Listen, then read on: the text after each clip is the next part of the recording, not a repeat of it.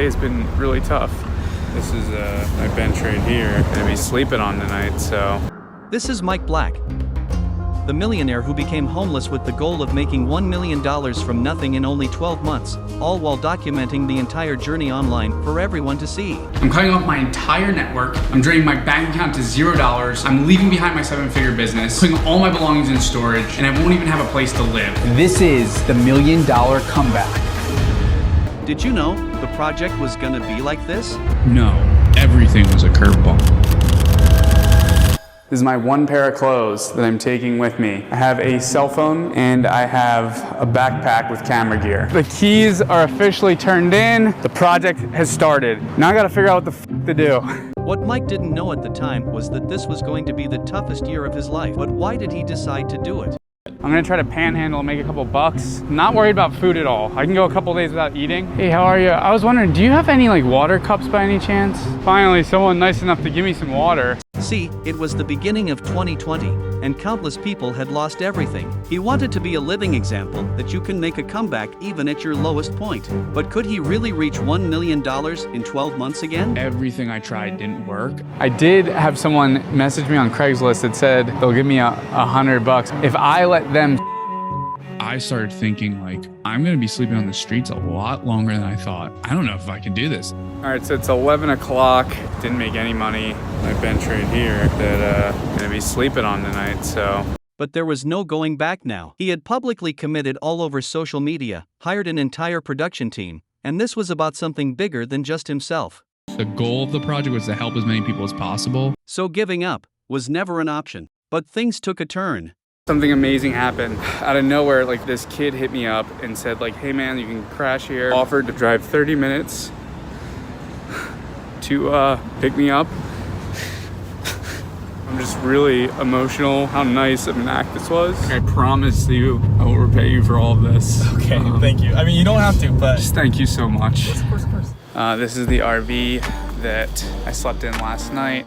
Now this was a short window of opportunity to get back on his feet. I still have one pair of clothes. Look how gross this is. Now I get to put these boxers back on. So he had to make some money, but this time, he had a plan. What I started doing is just taking ads on Craigslist in the free section, putting it on Facebook Marketplace, and selling it for a profit. I acted as the middleman, handling all the logistics between the buyer and the seller. And it worked. I just sold my first couch for $100. Although this was literally only 0.01% towards the final goal, with that, he was finally able to buy some clothes, some decent food after not eating for days, and, most importantly, deodorant. It's alright. On day 3, he made a whopping $250 flipping more couches. Hey Mike, what do you got there? That's a nice computer. Yeah, that's just a brand new used Chromebook. I'm gonna take that. Oh, it's just not working. But Mike had to figure out how to get his own place because Isaac, the guy who helped him on day 1 and now lived with him in the RV, still had no idea about the project and who Mike really was. Mike was going undercover as Scott, so he wouldn't get any extra help. If Isaac found out, Mike would have to cut off contact, which was one of the many rules he set up for the project. Then, he'd be back on the streets again, so he had to get more money into his bank account. I did 10 different jobs in one night, and the next day I woke up and I had 3 interviews. So he spent the last $40 he had to join a co-working space, where he could use much better computers and start trading time for money, even if that means working as a telemarketer for only $10 an hour. $25 an hour working for a law firm as a virtual assistant. So I went over to Isaac and I was like, hey, would you be cool with lending me your car and I'll do food delivery. I'll give you the majority of everything I make. Best delivery driver ever. You heard it. Dude, I could flip this bike, by the way. It sells for like $300-400. Flipping. Just left the thrift store. Got all these shirts. You looking for a sugar daddy? Hit me up. $220. But still, with all this work, he was barely getting by. First time my bank actually overdrew. I was not expecting this to take this long for me to get out of this situation. Until things got even worse. We didn't put this in the footage, but the RV had gotten a cockroach infestation. It was really bad. Imagine trying to sleep in a place where there's cockroaches everywhere. Well, one night, I looked at my arm, there's a cockroach, just swiped it off, and I sat up, I'm done. I will not live here another week. He just had to get one client for some service that would pay him a few grand. I literally just spent all weekend. I sent so many sales proposals. Until he finally got someone to pay him for monthly marketing services. $1,500. Dopamine just blasting through my head. I have money now. So he was able to move out of the RV into a small shared room. And to come full circle, now he could finally repay Isaac by helping him sell the RV for $2,000 more than he expected. I bought a MacBook for him as a thank you present, paid for by my business. I was going to pay for 2 flights to Germany because he really wanted to go to Germany. Just thank him for everything. And then he just stopped responding to my texts. But in order to eventually reach the $1 million milestone, he had to build a real business, ideally a scalable one, like an e-commerce company. I am at the farmer's market here. I'm looking for people that are selling product that I can maybe partner with and sell online. After making some connections with a manufacturer and looking at trends, he decided on a very specific niche, a coffee brand for dog lovers that donates a percentage of profits to saving dogs.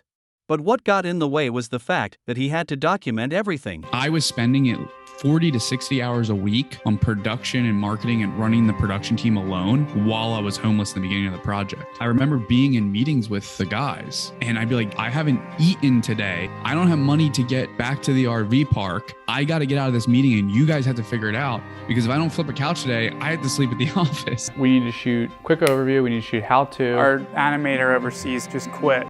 Just so you understand, he spends $25,000 burned per month on producing the project and marketing it. paying for it out of his own pockets. I only spent 1 hour on my business. This has been a consistent theme. I'm not gonna be able to build $1 million business like that. How much money have you made so far? It's underwhelming. You're making less than minimum wage. You feel like a failure. I can't be working all these hours. I need to build my business. Do you feel the pressure of having people look at you, of potentially failing in public? Does that keep you up at night? I'm so tired. I just got word the client decided to, I guess, fire us. He had to get really strategic with his time and money, either cut expenses to invest more into launching the e-commerce business or invest money to save more time, for example, by hiring freelancers. So I'm still working on the homepage, sir. You logged 2.5 hours. You said you're gonna log a full day today, dude. We need to get this site up. Oh, God, I've never gotten that pissed. It's starting to get to the point where I'm like, my end over my head, being able to hit this goal. I don't feel like I'm far enough.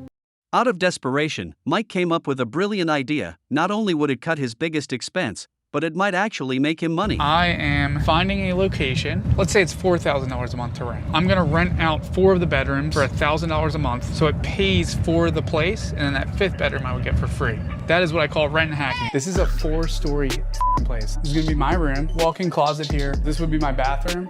I'd be going from RV park to this. 3 months. Made this like a podcast room or something.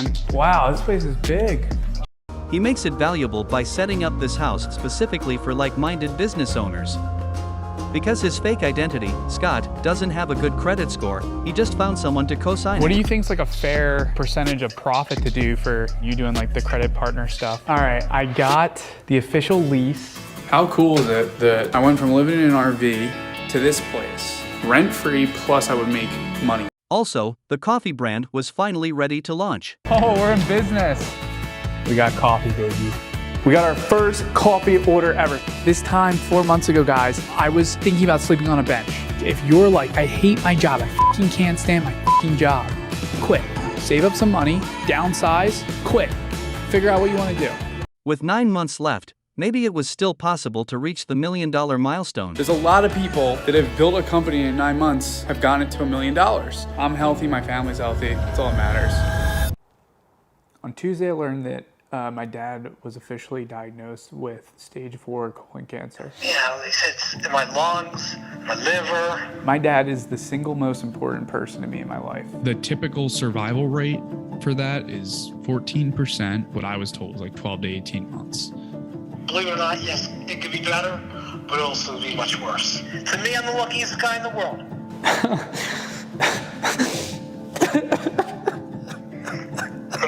I'll fight, Michael. The fight begins. Don't get upset. And here we see where Mike got his unwavering optimism from. His dad gets a terminal diagnosis and still considers himself to be the luckiest man in the world. After months of struggling, overcoming homelessness, working 100-hour weeks to run an entire production team, and trying to make $1 million at the same time, now this happened. This was real life.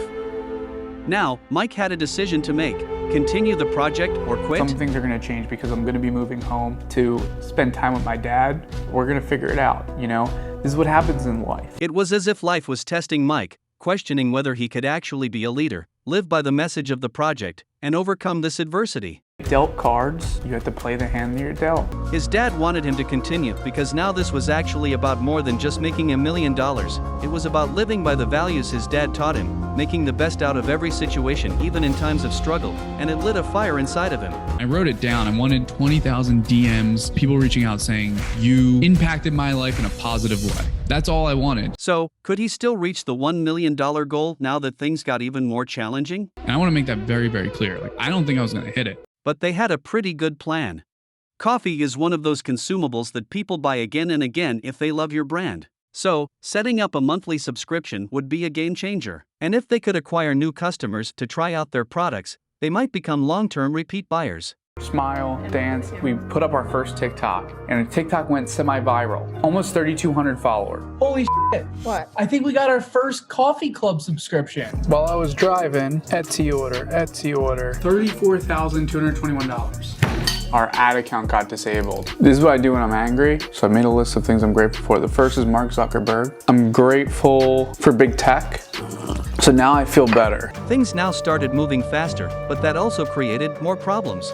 Mike was still juggling way too many things, spending only 5 hours a week on the e-commerce company, trying to squeeze in family time, making content to document the $1 million comeback, and researching cancer to help his dad. So far, he had spent $250,000 on producing the project, and the channel still hadn't taken off.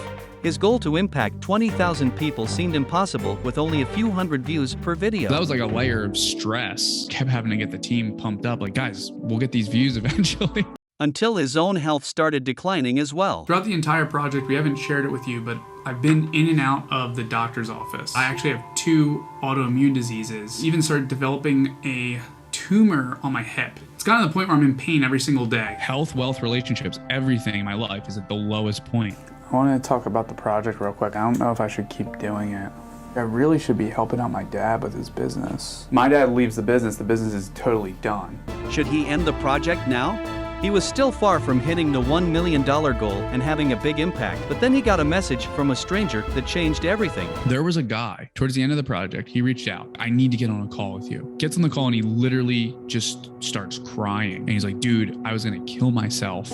I came across your content. It just gave me hope. That was the best feeling I've ever felt in my entire life. If he ended it now, with only $65,000 made and one person he deeply impacted, would the project be a failure or a success? I wanted to help people that were struggling get back on their feet and prove that it could be done. A lot of things about this situation suck, but I'm in control of how I see things. Throughout all of this, no matter how hard life hit him, he made the best of everything and lived by the message he truly believed. That's what true leaders do.